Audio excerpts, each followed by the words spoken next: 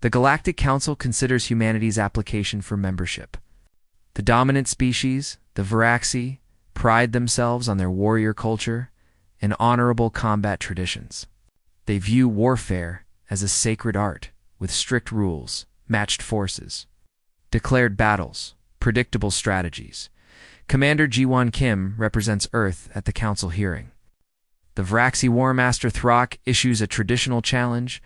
Earth must prove its worth through a military exercise. A simulated battle on the neutral moon of Kara 7. The rules seem simple. Equal forces. Open terrain, begin at dawn. Captain Minho Park receives his orders. He's given command of a small frigate, the Indomitable, with a crew of 200. Intelligence Officer Hannah Choi briefs him on their opponents. The Varaxi fight in tight formations. Value direct confrontation and consider deception dishonorable. The Varaxi expect humans to follow their code. They announce their battle plans 3 days in advance, as tradition demands.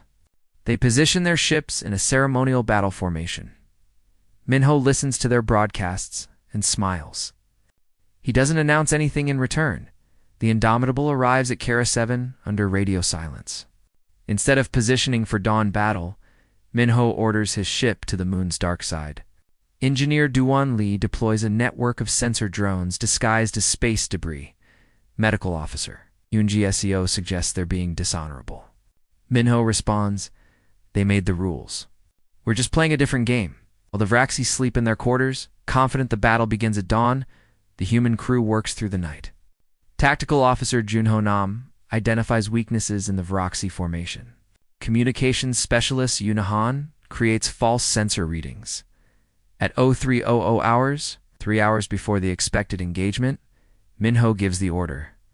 The Indomitable strikes from an unexpected angle, targeting the Varaxi command ship's sensor arrays. Within minutes, the Varaxi fleet is blind and scrambling. The Varaxi War Master demands to know why the humans attacked before dawn. Minho's response is broadcast across all channels. "We never agreed to your timetable. You assumed we would follow your traditions? That was your first mistake." Simulation observers from other species watch with growing interest. Some are horrified. Others are intrigued. The Varaxi adapt quickly, reverting to visual targeting and tight formations. Their ships are individually more powerful than the human frigate. War Master Throck believes he can still claim victory through superior firepower. Minho orders a retreat. The Varaxi pursue, sensing victory. They follow the Indomitable into a debris field near Kara 7's largest crater. Weapons Officer Seojin Kong has been preparing for this moment. The debris isn't natural. For the past 6 hours, the human crew has been seeding the area with improvised mines constructed from spare parts and reactor waste. The Varaxi ships trigger the minefield. Explosions cascade through their formation. It's not enough to destroy them, but it scatters their fleet and damages their coordination. Throck roars accusations of treachery.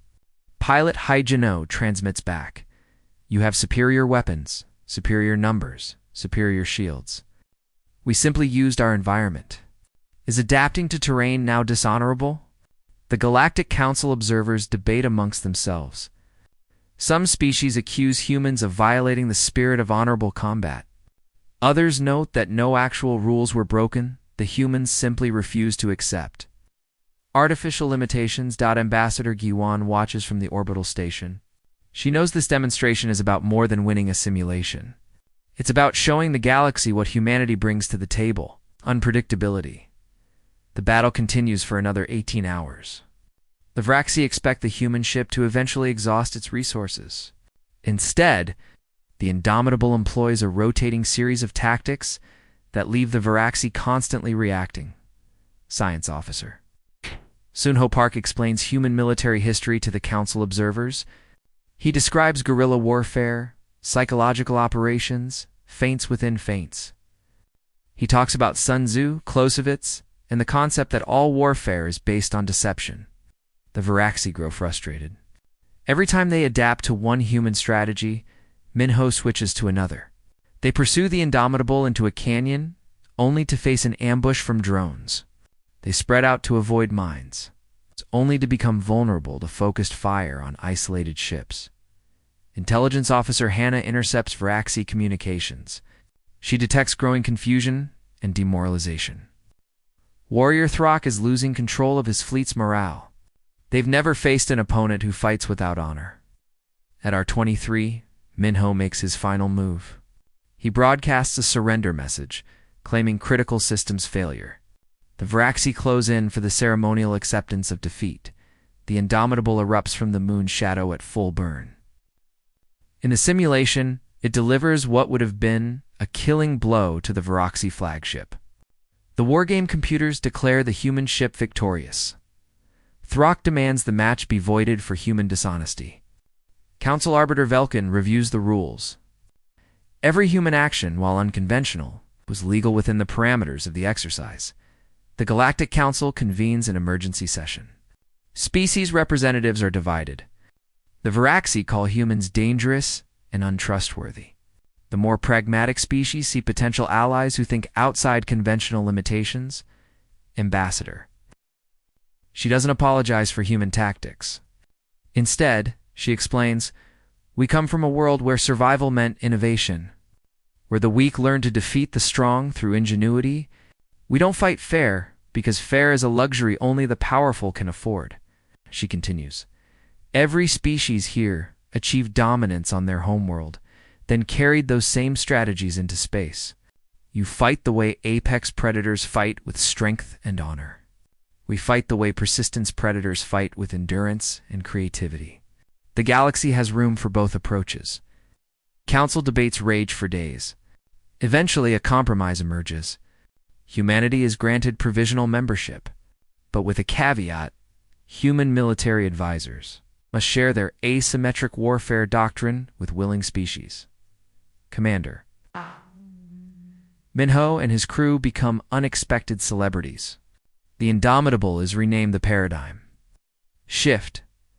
Dozens of species request training from human tactical officers. The Varaxi remain hostile but grudgingly respectful. War Master Throck admits privately to Minho, "You fought without honor, but with effectiveness. Perhaps there is wisdom in your chaos." 5 years later, when the Krellian swarm invades the Outer Rim, the galaxy learns the true value of humanity's unfair advantages. Species that adopted human tactics alongside their traditional doctrines survive. Those who clung only to honor and tradition suffered devastating losses. In the war room of the Council flagship, Ambassador Jiwan stands beside former rivals. Together they plan operations that blend Varaxi strength, Sulari technology, Porthan diplomacy, and human unpredictability. A new voice speaks up, young Tactical Officer Mingi, Bay from Earth. She proposes a strategy so audacious, so unconventional, that half the room gasps. The other half leans forward with interest. G1 smiles. Humanity hasn't just joined the galactic community. They've begun transforming it. The story ends with a message transmitted to Earth. Humanity has been accepted into the Galactic Council with full membership status. Our doctrine of asymmetric warfare is now being taught at the Grand Academy. Turns out the galaxy needed to learn how to fight dirty. Who better to teach them than us? The Galactic Council convenes an emergency session. Species representatives are divided. The Varaxi call humans dangerous and untrustworthy. The more pragmatic species see potential allies who think outside conventional limitations. Ambassador. She doesn't apologize for human tactics. Instead, she explains, "We come from a world where survival meant innovation, where the weak learn to defeat the strong through ingenuity. We don't fight fair, because fair is a luxury only the powerful can afford."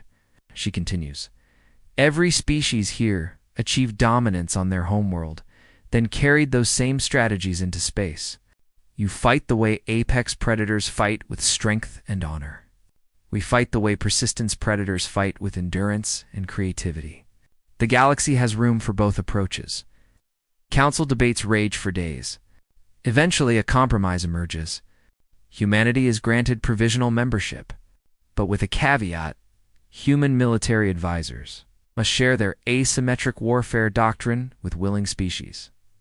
Commander. Minho and his crew become unexpected celebrities. The Indomitable is renamed the Paradigm. Shift. Dozens of species request training from human tactical officers. The Varaxi remain hostile but grudgingly respectful. War Master Throck admits privately to Minho, "You fought without honor, but with effectiveness. Perhaps there is wisdom in your chaos." 5 years later, when the Krellian swarm invades the Outer Rim, the galaxy learns the true value of humanity's unfair advantages. Species that adopted human tactics alongside their traditional doctrines survive. Those who clung only to honor and tradition suffered devastating losses. In the war room of the Council flagship, Ambassador Jiwan stands beside former rivals. Together they plan operations that blend Varaxi strength, Sulari technology, Porthan diplomacy, and human unpredictability. A new voice speaks up, young Tactical Officer Mingi, Bay from Earth. She proposes a strategy so audacious, so unconventional, that half the room gasps. The other half leans forward with interest. Jiwan smiles. Humanity hasn't just joined the galactic community. They've begun transforming it. The story ends with a message transmitted to Earth. Humanity has been accepted into the Galactic Council with full membership status. Our doctrine of asymmetric warfare is now being taught at the Grand Academy. Turns out the galaxy needed to learn how to fight dirty. Who better to teach them than us? The Galactic Council convenes an emergency session. Species representatives are divided. The Varaxi call humans dangerous and untrustworthy. The more pragmatic species see potential allies who think outside conventional limitations. Ambassador Guan addresses the council. She doesn't apologize for human tactics. Instead, she explains, "We come from a world where survival meant innovation, where the weak learned to defeat the strong through ingenuity. We don't fight fair because fair is a luxury only the powerful can afford." She continues, "Every species here achieved dominance on their homeworld, then carried those same strategies into space. You fight the way apex predators fight with strength and honor. We fight the way persistence predators fight with endurance and creativity. The galaxy has room for both approaches." Council debates rage for days. Eventually, a compromise emerges. Humanity is granted provisional membership, but with a caveat: human military advisors must share their asymmetric warfare doctrine with willing species. Commander Minho and his crew become unexpected celebrities. The Indomitable is renamed the Paradigm. Shift. Dozens of species request training from human tactical officers. The Varaxi remain hostile, but grudgingly respectful. War Master Throck admits privately to Minho, "You fought without honor, but with effectiveness. Perhaps there is wisdom in your chaos." 5 years later, when the Krellian swarm invades the Outer Rim, the galaxy learns the true value of humanity's unfair advantages. Species that adopted human tactics alongside their traditional doctrines survive. Those who clung only to honor and tradition suffered devastating losses. In the war room of the Council flagship, Ambassador Jiwan stands beside former rivals. Together, they plan operations that blend Varaxi strength, Sulari technology, Porthon diplomacy, and human unpredictability. A new voice speaks up, young Tactical Officer Minji, Bay from Earth. She proposes a strategy so audacious, so unconventional, that half the room gasps. The other half leans forward with interest. G1 smiles. Humanity hasn't just joined the galactic community. They've begun transforming it. The story ends with a message transmitted to Earth. Humanity has been accepted into the Galactic Council with full membership status. Our doctrine of asymmetric warfare is now being taught at the Grand Academy.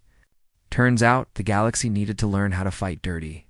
Who better to teach them than us? The Galactic Council convenes an emergency session. Species representatives are divided. The Varaxi call humans dangerous and untrustworthy. The more pragmatic species see potential allies who think outside conventional limitations. Ambassador Guan addresses the council. She doesn't apologize for human tactics. Instead, she explains, "We come from a world where survival meant innovation, where the weak learned to defeat the strong through ingenuity.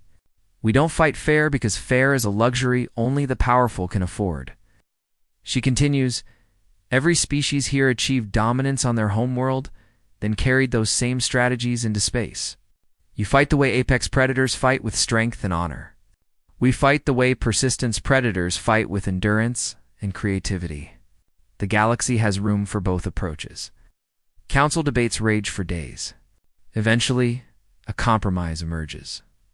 Humanity is granted provisional membership, but with a caveat: human military advisors must share their asymmetric warfare doctrine with willing species. Commander Minho and his crew become unexpected celebrities. The Indomitable is renamed the Paradigm Shift. Dozens of species request training from human tactical officers. The Vroxy remain hostile, but grudgingly respectful. War Master Throck admits privately to Minho, "You fought without honor, but with effectiveness. Perhaps there is wisdom in your chaos." 5 years later, when the Krellian swarm invades the Outer Rim, the galaxy learns the true value of humanity's unfair advantages. Species that adopted human tactics alongside their traditional doctrines survive. Those who clung only to honor and tradition suffered devastating losses. In the war room of the Council flagship, Ambassador G1 stands beside former rivals. Together, they plan operations that blend Vraxi strength, Solari technology, Porthone diplomacy, and human unpredictability. A new voice speaks up: young tactical officer Minji, Bay from Earth. She proposes a strategy so audacious, so unconventional, that half the room gasps. The other half leans forward with interest. G1 smiles. Humanity hasn't just joined the galactic community. They've begun transforming it. The story ends with a message transmitted to Earth. Humanity has been accepted into the Galactic Council with full membership status. Our doctrine of asymmetric warfare is now being taught at the Grand Academy. Turns out the galaxy needed to learn how to fight dirty. Who better to teach them than us?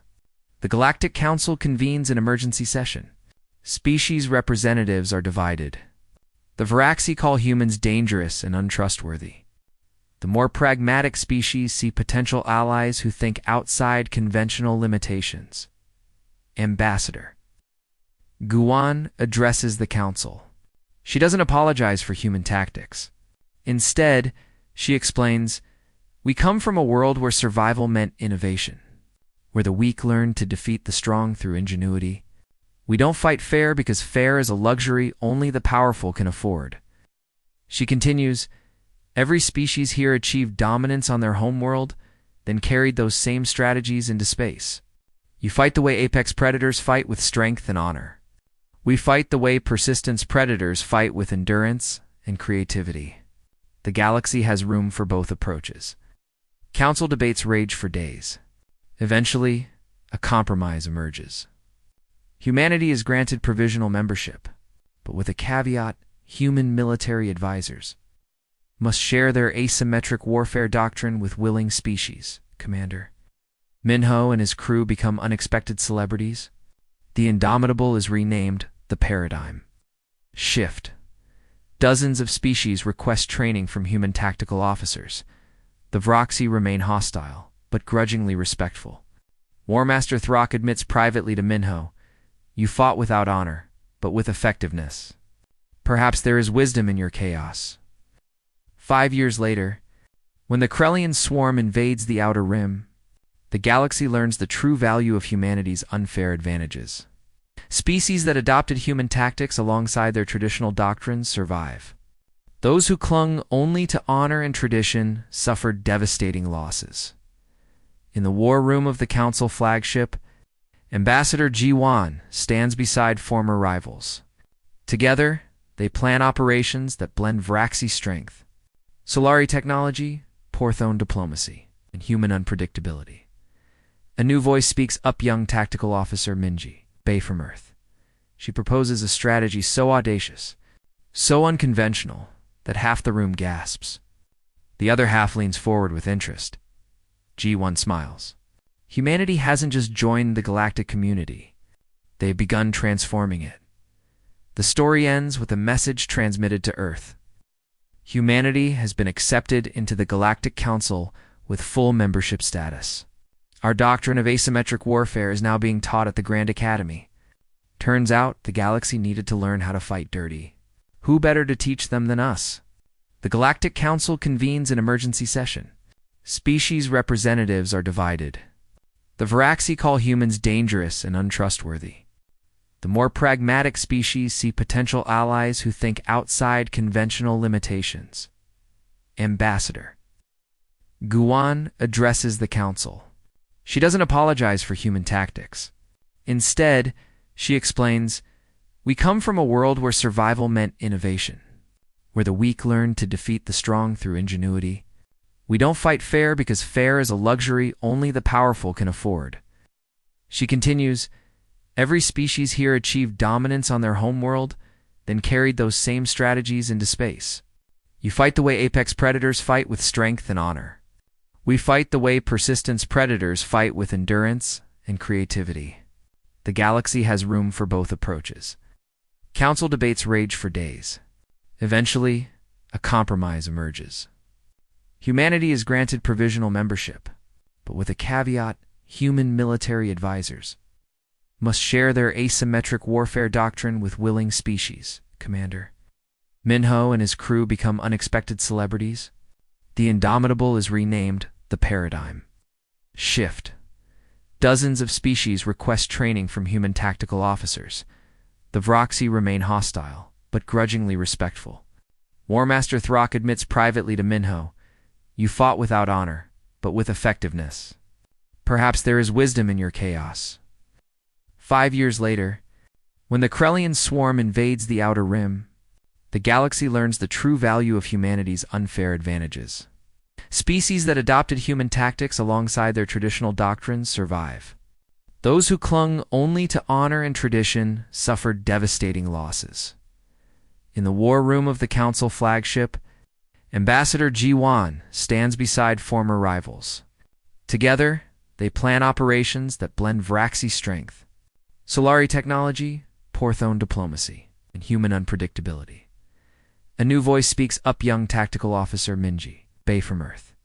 She proposes a strategy so audacious, so unconventional, that half the room gasps.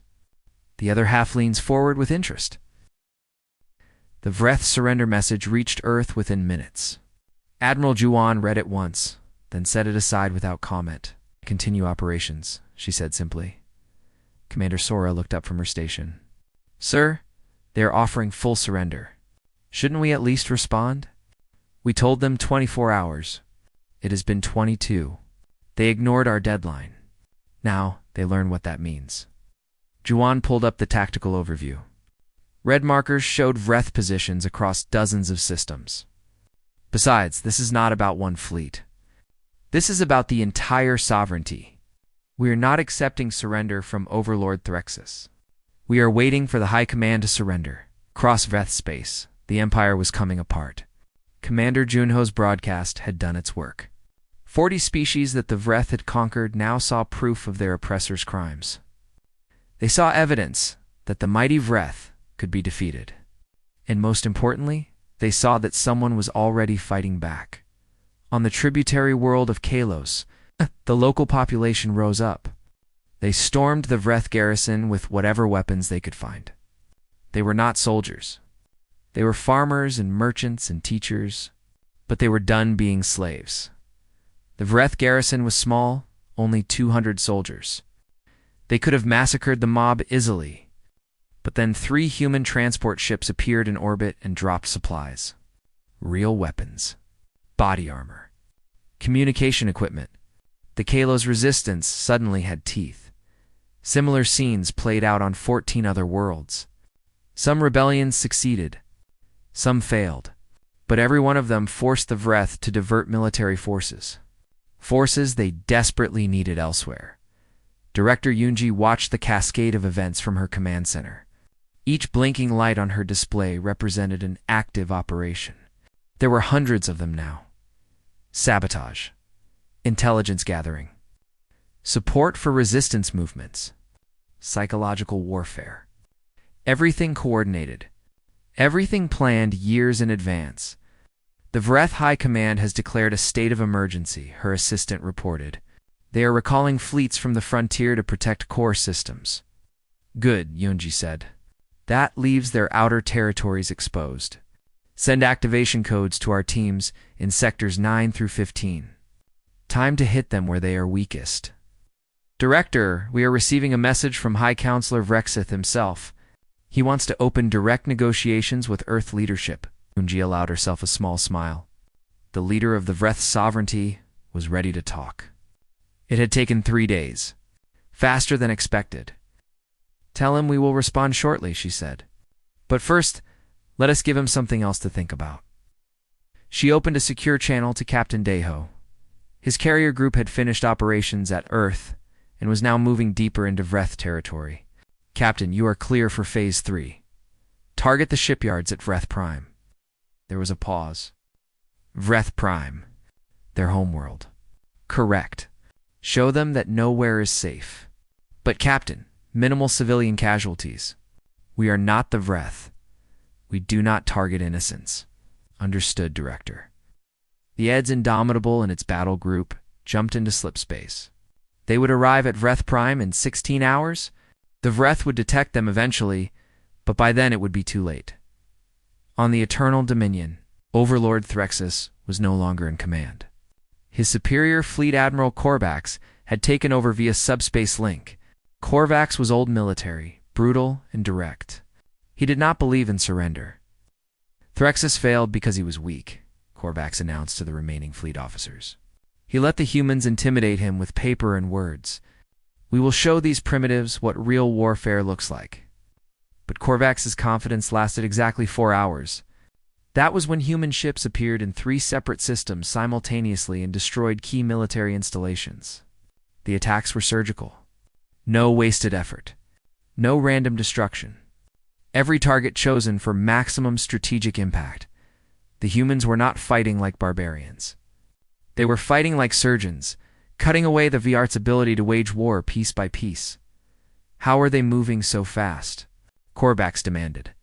How are they everywhere at once? His intelligence officer had no answers. The truth was becoming clear, though. Humanity had more ships than the Vreth had estimated.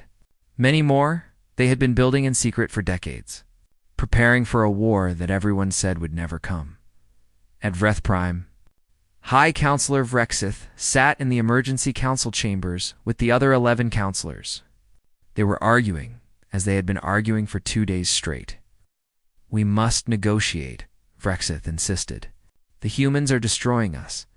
Negotiate from weakness, Counselor Draxum sneered. That is surrender. The sovereignty has never surrendered, and the sovereignty will die, Vrexith snapped. Look at the reports. 16 systems in open rebellion. 23 supply lines cut. 7 major fleet elements destroyed or scattered. And now the humans are broadcasting our crimes across the galaxy. Every species that feared us now sees us as weak. Every species that hated us now has courage to resist. We can crush the rebellions, Draxum argued. We have done it before, not while fighting the humans at the same time. They have divided our attention perfectly. Every time we move forces to crush a rebellion, the humans strike somewhere else. They are not trying to conquer us. They are trying to make us collapse from within. So what do you suggest? We accept their surrender terms. Before they become worse, the council chamber erupted in shouting. Half the counselors agreed with Vrexith. The other half called it cowardice. They were still arguing when the alarms began. Unidentified ships have entered the system, the defense coordinator announced. Human signatures. Multiple stealth carriers and escort vessels. Where are they heading? Vrexith demanded. Straight for our shipyards. Every counselor went silent. The shipyards at Vreth Prime were the industrial heart of the Empire. Losing them would cripple the sovereignty's ability to rebuild its fleet for decades. How long until they arrive? For hours. And how long until our defense fleets can intercept? 6 hours. Vrexith closed his eyes. Send a message to Earth. Tell them we wish to discuss terms immediately. Captain Deho watched Vreth Prime grow larger on his displays. The planet was beautiful from orbit, covered in blue oceans and green continents, home to 8 billion Vreth citizens. He had orders to avoid civilian casualties, but his target was clear. The shipyards orbited the planet like a metal ring. Dozens of construction platforms, hundreds of ships in various stages of completion. It was impressive. The Vreth had built an empire with these facilities. All ships begin attack run, Deho ordered. Precision targeting. Military and industrial targets only. I want those shipyards disabled, not destroyed. Human bombers swept in. Their missiles were specialized, designed to wreck machinery without creating massive explosions. The shipyards began to tear apart, but there were no fireballs. No cascading destruction that might rain debris on the planet below.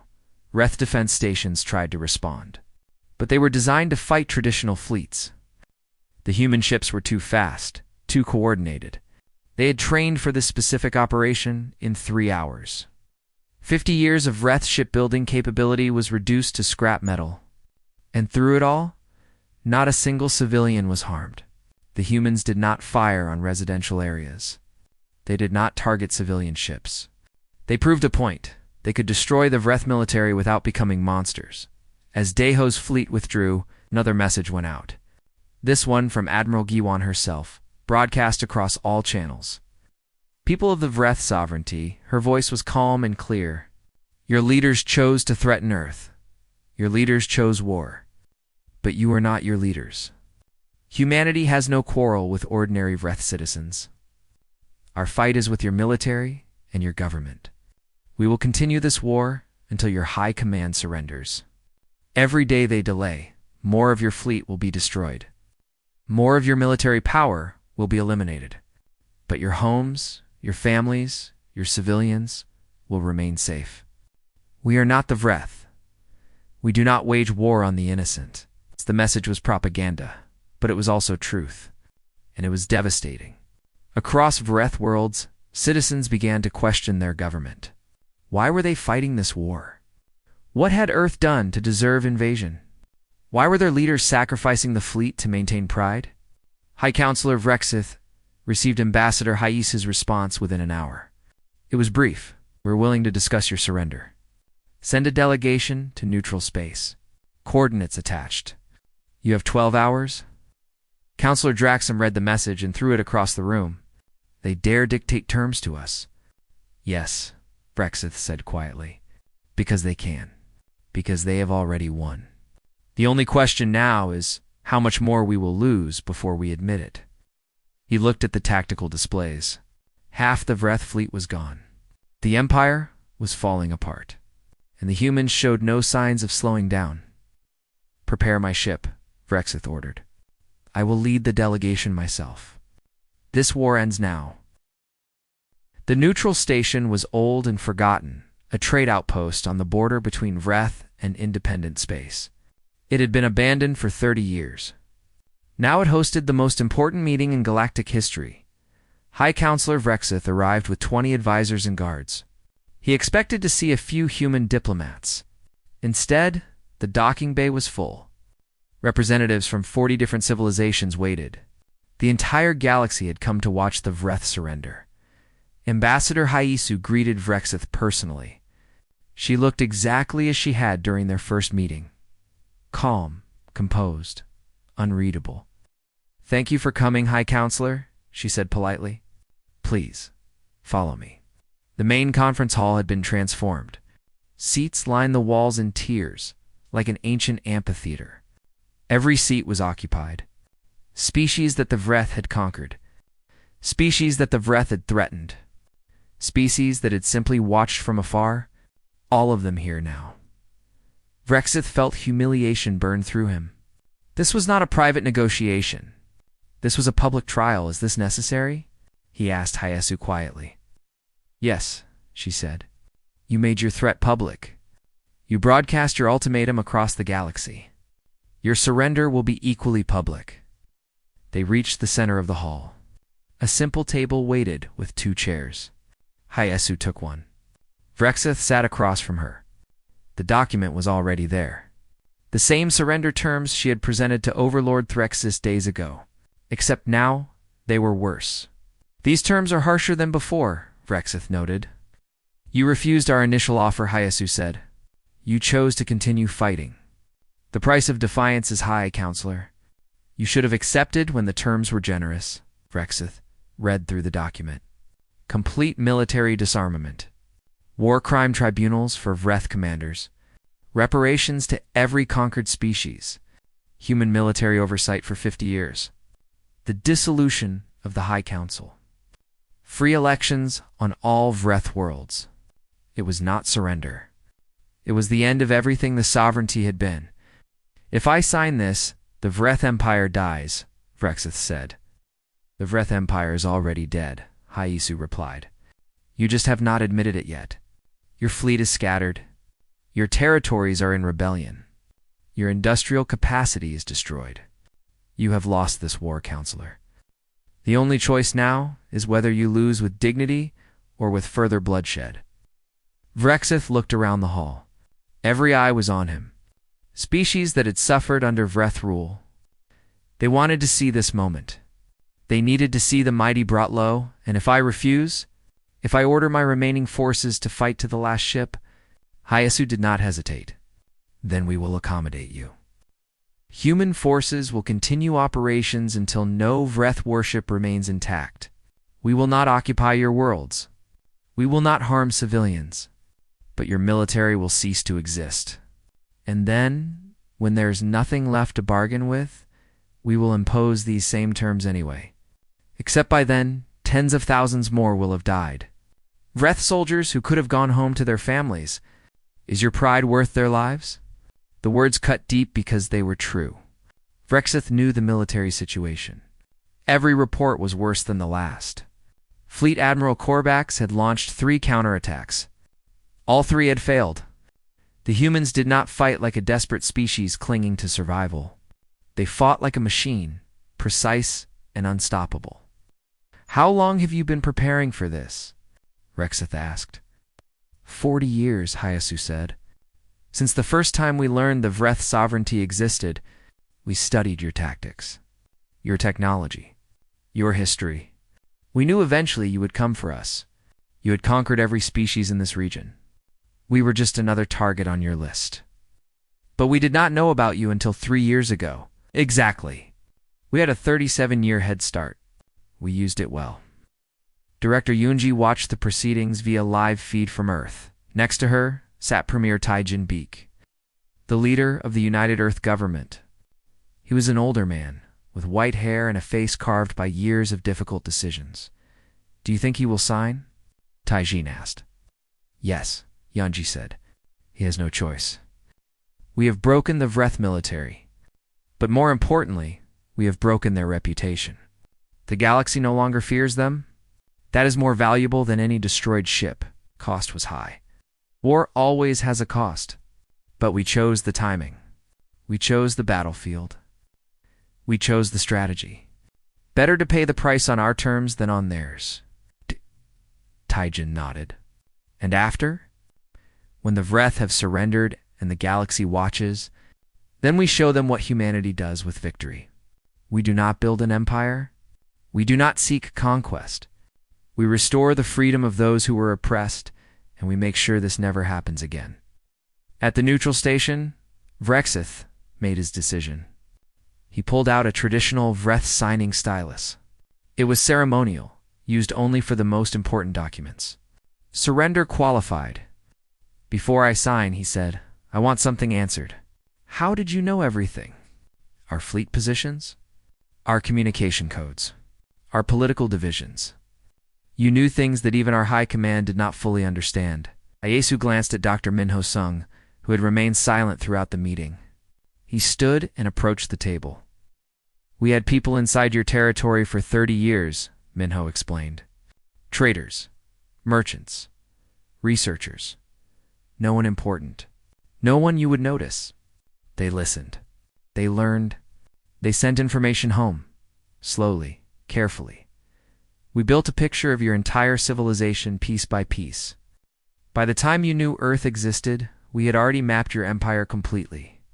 30 years of spies, Vrexith said. How many? Thousands, Minho said simply. Living on your worlds, working in your cities. Some of them married Vreth citizens, had families, became part of your society. They gave us something more valuable than military intelligence. They gave us understanding.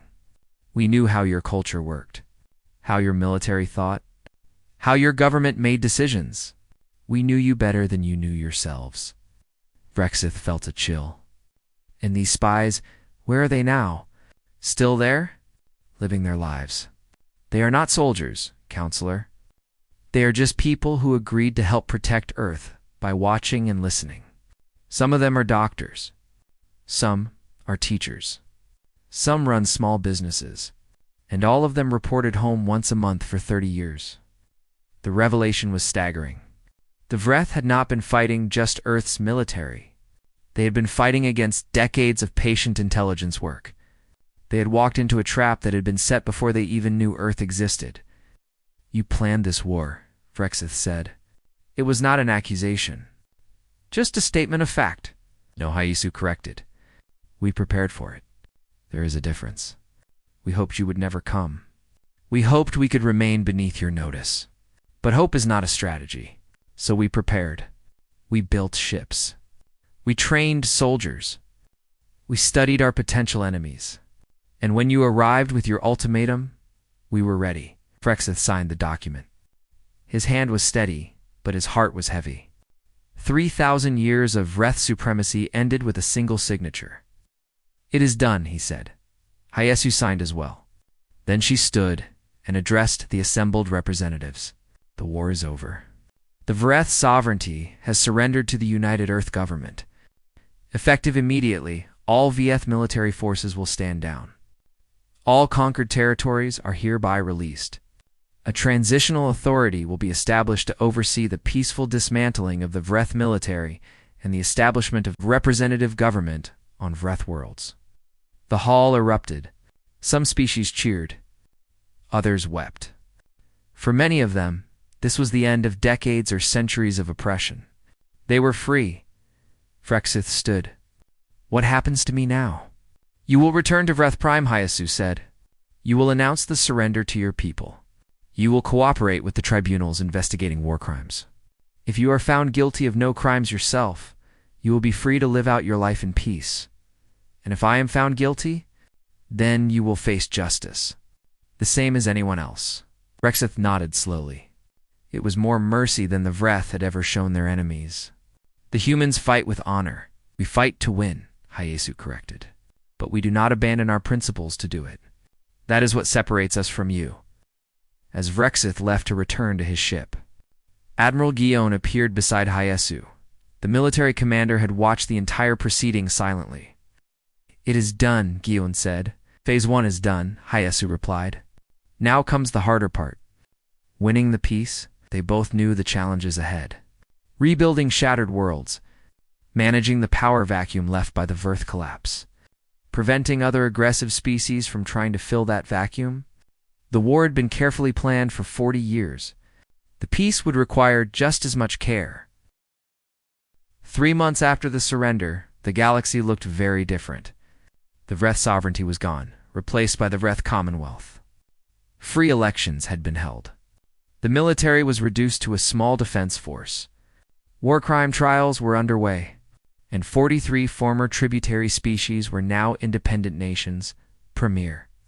Taijin Beak stood before the Galactic Assembly, a loose coalition of independent species that met occasionally to discuss common interests. The Assembly had existed for centuries, but it had never been important. The Vreth had ignored it. Other major powers had dismissed it. But now, after Earth's victory, everyone was paying attention. Humanity seeks no empire, Taijin said to the assembled delegates. We did not fight the Vreth to take their place as conquerors. We fought to ensure our survival and the survival of free peoples everywhere. Every species has the right to self-determination. Every world has the right to govern itself. These principles are not negotiable. The speech was broadcast across known space. Billions watched. Many were skeptical. Throughout history, victors always claimed noble intentions. Then they built empires anyway. Why would humans be different? Director Yunji had an answer ready. From her office on Earth, she released files. Decades of intelligence reports. Detailed analysis of every major galactic power. The revelation shocked the galaxy. "We have been watching all of you," Yunji's message explained. "Not just the Vreth, everyone. We know your military capabilities. We know your political structures. We know your weaknesses. We could invade any of you if we wished, but we do not wish it. We released this information to prove that we had the power to conquer and chose not to. Peace is not our weakness. It is our strength." The files were comprehensive. Earth had intelligence networks on dozens of worlds. They knew which governments were stable and which were not. They knew which militaries were effective and which were bloated and corrupt. They knew economic data, social movements, technological developments, everything. Some species were outraged at the surveillance. Others were terrified at how thoroughly Earth had penetrated their societies. But all of them understood the message. Humanity could have won the war against anyone.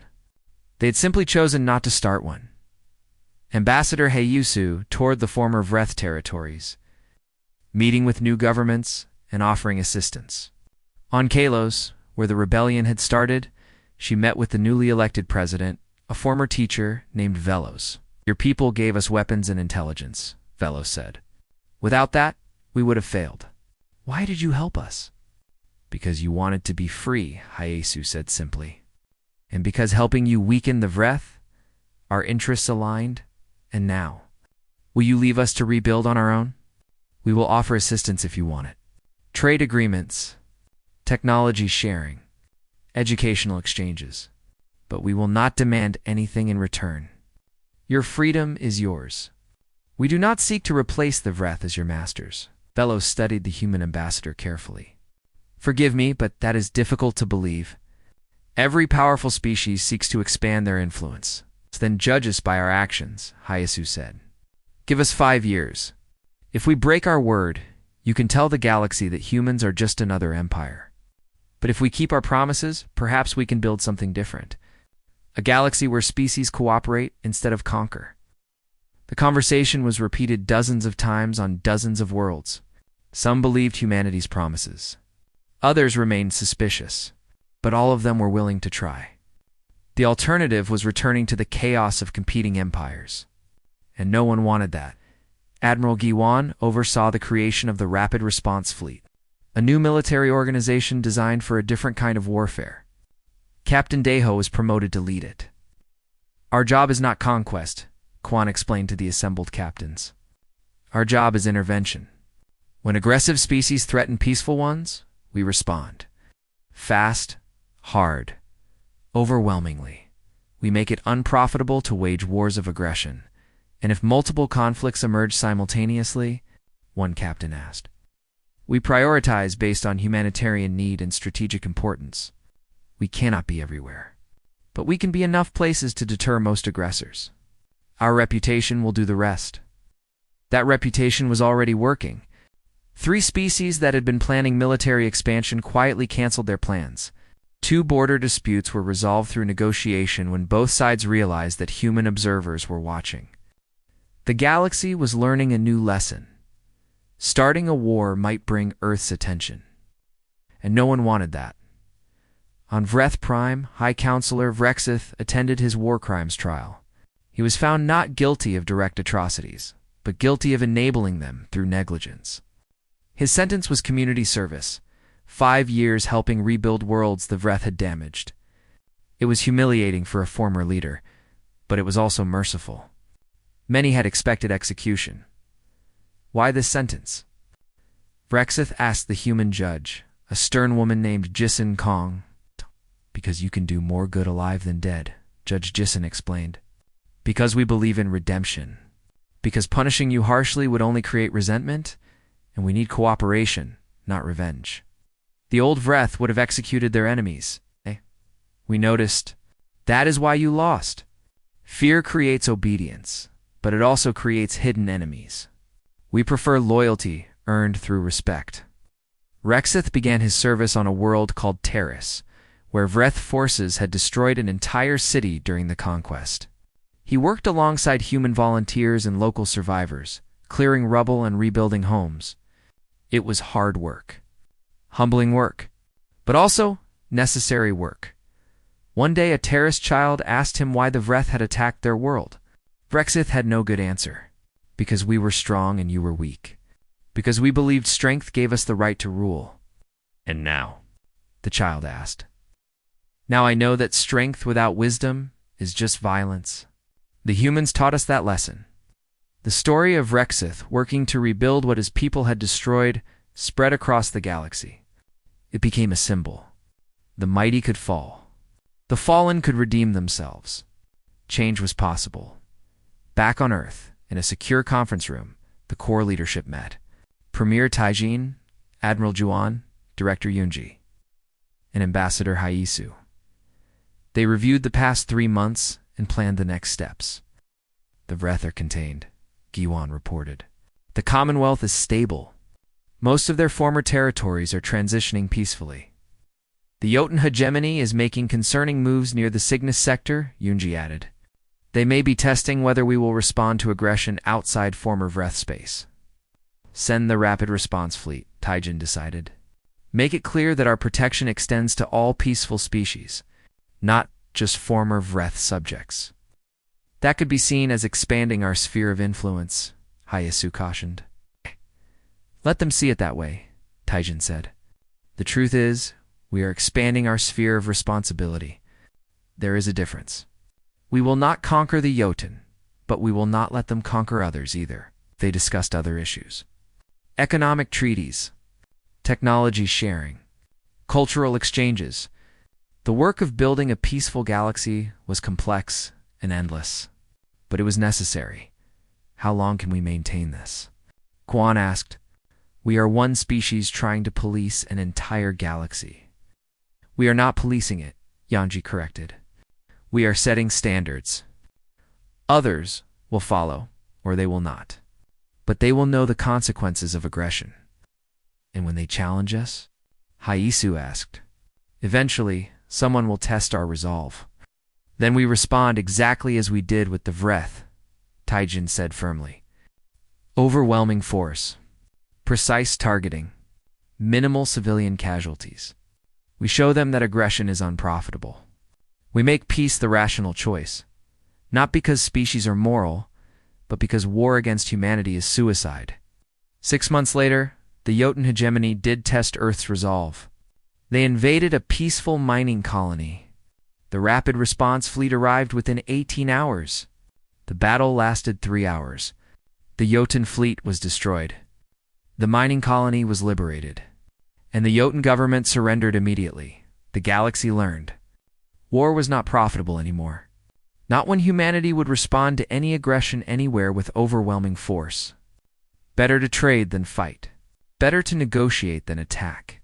A strange peace settled over known space. Not perfect peace. There were still disputes and tensions. But large-scale wars of conquest became rare.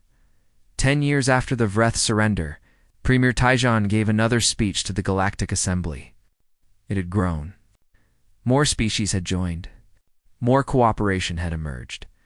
The galaxy was not united, but it was more peaceful than it had been in centuries. We were asked once why we fight, Taijin said. Why we intervene in conflicts that do not directly threaten us? The answer is simple. Because we can. Because we remember what it is like to be threatened with extinction. Because we believe that sentient species have value beyond their military strength, we will not build an empire. But we will build a galaxy where empires are unnecessary, where species trade instead of conquer, where disputes are resolved through negotiation instead of warfare. This is humanity's goal, not dominance, cooperation. The speech was met with mixed reactions. Some species embraced the vision. Others resented Earth's power, but all of them lived with the reality. The age of conquest was over. Humanity had ended it in her office. Admiral Juwan looked at tactical displays showing peaceful trade routes and quiet borders. It was strange. For 40 years, she had prepared for war. Now, she managed peace.